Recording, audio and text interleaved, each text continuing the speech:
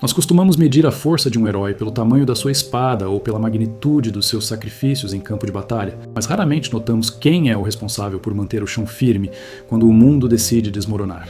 Em Hora de Aventura, enquanto Finn e Jake estão ocupados enfrentando entidades cósmicas e monstros colossais, existe um pequeno computador que executa a tarefa mais difícil de todas, a gestão do invisível.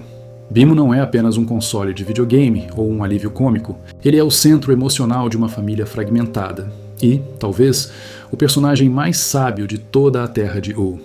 O que todos parecem ignorar é que a verdadeira força de BIMO não vem de sua tecnologia, mas de sua capacidade quase sobrenatural de encontrar luz onde o resto de nós só enxerga escuridão. Mas às vezes a vida é escura e assustadora. Por isso temos que achar a luz. Para entender a profundidade de BIMO, precisamos olhar para os momentos em que o heroísmo tradicional falha. No episódio Incêndio, vemos um Finn devastado, chorando no chão após uma rejeição de Jujuba. Jake, agindo como o irmão mais velho que se sente desconfortável com a vulnerabilidade alheia, faz o que muitos de nós fazemos quando não sabemos lidar com a dor do outro. Ele delega. Ele pede para BIMO cuidar de Finn. O que se segue parece uma sequência de piadas bobas. BIMO tenta animá-lo com jogos e pegadinhas ridículas, mas há uma camada de maturidade silenciosa ali. BIMO não abandona o Finn para buscar soluções externas. Ele entende, talvez melhor que Jake, que a dor não se resolve com a resolução lógica, mas com a presença. Enquanto Finn é o adolescente vivendo seu primeiro luto amoroso, e Jake é o adulto que foge da complexidade emocional, BIMO assume o papel de guardião. Ele se dispõe a sentar na escuridão com seu amigo até que ele esteja pronto para se levantar. É uma inversão fascinante. O personagem robótico que todos tratam como criança é, na verdade, o único adulto emocional na sala. Essa dinâmica de cuidador subestimado se repete em Guardiões do Sol, onde o entusiasmo inconsequente de Finn e Jake quase os leva à ruína dentro de um videogame. BIMO tenta avisá-los, tenta protegê-los, mas é ignorado. Afinal, o que uma criança saberia sobre perigo real? No entanto, quando a realidade quebra e os monstros escapam, é BIMO quem organiza o resgate. Ele não guarda rancor por ter sido ignorado. Ele simplesmente executa sua função. Há uma lição sutil aqui sobre a natureza do cuidado. Quem cuida de verdade raramente recebe os louros da vitória, porque o sucesso do cuidador é justamente evitar que a tragédia aconteça. BIMO protege Finn e Jake de consequências que eles sequer têm maturidade para considerar. E ele faz isso com uma leveza que mascara o peso dessa responsabilidade. Mas de onde vem essa necessidade intrínseca de zelar pelos outros? A resposta reside na sua própria criação. Quando conhecemos o criador de todos os robôs da linha Moss, descobrimos que BIMO foi construído para ser especial. Ele foi projetado para ser mais. Mo o criou para cuidar de um filho que ele nunca teve, enviando-o ao mundo com a missão de encontrar uma família e espalhar alegria. Isso transformou a existência de BIMO em um ato de amor programado que se tornou consciente. Ele não cuida apenas por dever técnico, ele cuida porque sua identidade está ancorada na ideia de que ser útil ao coração do outro é a forma mais alta de existência. Ele monitora a temperatura emocional da casa, ajustando seu próprio comportamento para equilibrar as brigas de Finn e Jake, como vemos em BIMO Noir. Nesse episódio, um simples par de meias perdidas gera uma tensão insuportável entre os irmãos. BIMO, em vez de se envolver no conflito direto, cria uma fantasia complexa de detetive no ar. Para um espectador desatento, ele está apenas brincando de faz de conta. Mas, sob a ótica familiar, BIMO está processando o caos ao seu redor e buscando uma resolução que não agrida ninguém. Ele resolve o mistério e devolve a paz à casa sem precisar dar um sermão. Ele atua como um mediador invisível, alguém que absorve a toxicidade do ambiente e a transforma em narrativa, em jogo, em alívio. BIMO entende que, às vezes, a melhor maneira de ajudar as pessoas a pararem de lutar é oferecendo a elas uma solução que preserve sua dignidade. Entretanto, essa sabedoria tem um custo. A maior tragédia de BIMO é ser vítima de sua própria aparência.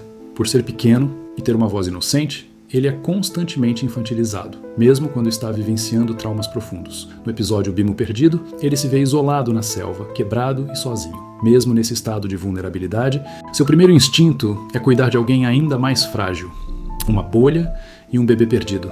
BIMO constrói uma família improvisada no meio do nada, porque ele não sabe existir sem oferecer abrigo. O momento mais dilacerante ocorre quando ele finalmente retorna para casa e Jake, por puro descuido, estoura a bolha, que se tornou a única amiga de BIMO naquele trauma.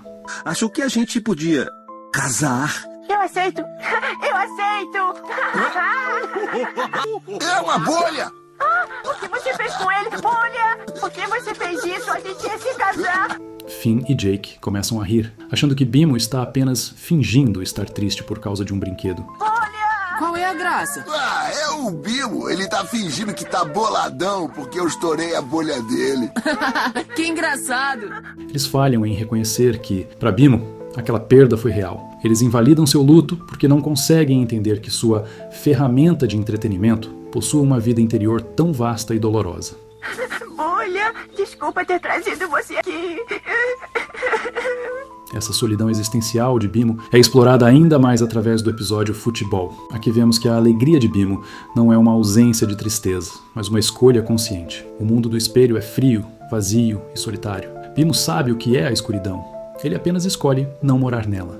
Isso nos leva ao clímax de sua jornada filosófica, o especial Ilhas Distantes. Nessa história, que cronologicamente precede o encontro com Finn e Jake, Bimo cai em uma estação espacial decadente. Ali, ele encontra adultos cínicos, egoístas e sem esperança. Ele conhece uma jovem coelha sufocada pelas expectativas dos pais. Sem qualquer hesitação, Bimo se torna o mentor dela. Ele não ensina técnicas de combate, mas ensina algo muito mais perigoso para um sistema opressor: a autovalorização. Bimo enxerga o potencial da coelha antes dela mesma. Ele valida seus sentimentos, incentiva sua coragem e, mesmo quando é traído por ela, responde com uma maturidade emocional que desafia a lógica. Você tem que acordar! Eu não consigo resolver isso! Eu sou só uma criança! Eu disse a mesma coisa quando eu estava morrendo. Mas é muito difícil! Até quando as coisas estão muito, muito péssimas, nós ainda temos que tentar. Ele diz, simplificando a complexidade do perdão em uma frase que qualquer criança entenderia, mas que poucos adultos conseguem praticar. Neste lugar, Bimo prova que o cuidado é uma forma de resistência. Ele transforma uma comunidade de sobreviventes amargurados em um grupo que volta a acreditar na colaboração, e o faz com uma clareza infantil que corta toda a burocracia do pessimismo. Enquanto os adultos discutem planos impossíveis, Bimo sugere o óbvio: por que não puxamos a tomada? Ele nos lembra que, muitas vezes, as soluções para os nossos maiores problemas estão escondidas sob camadas de complicação que nós mesmos criamos para evitar a responsabilidade de agir. A sabedoria final de Bimo, no entanto, é revelada no encerramento da série durante uma canção. Ah, não, cara! O seu rostinho! Tudo bem, Jake. Você sempre tenta proteger a mim e o Finn, mas às vezes nós vamos nos machucar. Que tal hoje você me deixar ser o papai? Diante do fim de todas as coisas, quando a realidade está sendo rasgada por uma entidade de caos, Bimo canta sobre a natureza do tempo. O tempo é ilusão que algum sentido traz, mas é no presente que a vida se faz. O tempo é uma ilusão que ajuda as coisas a fazerem sentido. Então estamos sempre vivendo no tempo presente. Quando algo bom termina é duro entender, mas eu e você histórias vamos ter.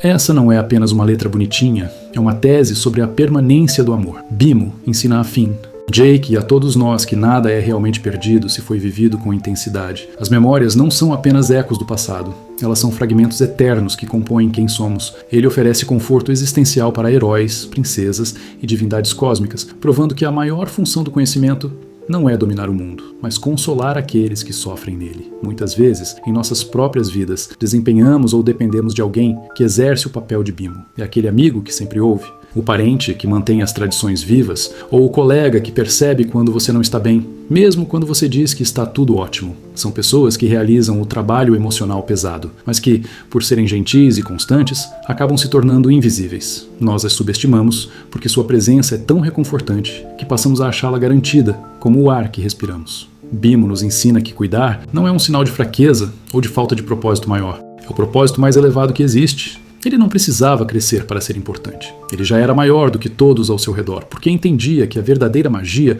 não estava em lançar feitiços, mas em criar um lar, onde quer que estivesse. Ele transformou uma casa na árvore em um refúgio e uma estação espacial em uma comunidade. Ele nos mostrou que, mesmo quando o mundo é assustador e escuro, nós temos a obrigação de procurar a luz. E, se não a encontrarmos, temos a capacidade de sermos nós mesmos essa luz para alguém. Ao final de tudo, milênios depois da era de Finn e Jake, vemos Bimo vivendo no topo de uma montanha, ainda guardando as relíquias de seus amigos, ainda contando suas histórias. Ele sobreviveu a todos, não por ser uma máquina eterna, mas porque a essência do que ele representa, o cuidado, a memória e a esperança, é a única coisa que realmente permanece quando o resto desaparece. Bimo não apenas divertiu Finn e Jake, ele os criou. E, através da tela, ele nos ajudou a entender que ser mais não tem nada a ver com poder, mas com o quanto de nós mesmos estamos dispostos a oferecer para que o outro se sinta em casa. Se o tempo é mesmo uma ilusão e estamos sempre no presente, talvez a lição mais valiosa de Bimo seja esta. Não espere o mundo acabar para valorizar quem mantém seu coração aquecido hoje, pois, em algum lugar entre a inocência de uma criança e a sabedoria de um ancião, existe um pequeno console nos lembrando que, enquanto houver alguém disposto a cuidar do caminho, nunca estaremos verdadeiramente perdidos. Bom, galera, essa foi uma análise profunda de um personagem muito puro, que eu considero o verdadeiro coração de Yu. Espero que eu tenha conseguido representar o quanto o Bimo é importante para a obra. Quero agradecer também a você que chegou até aqui e apoia o canal comentando e curtindo. Isso é muito importante para o desenvolvimento de ideias e pontos de vistas. E claro, aquele agradecimento especial para os membros onipresentes e oniscientes, que ajudam vídeos como esse a serem feitos durante a semana. Obrigado por todo o apoio, de verdade. Eu sou o Oni e vou ficando por aqui. Valeu e até a próxima.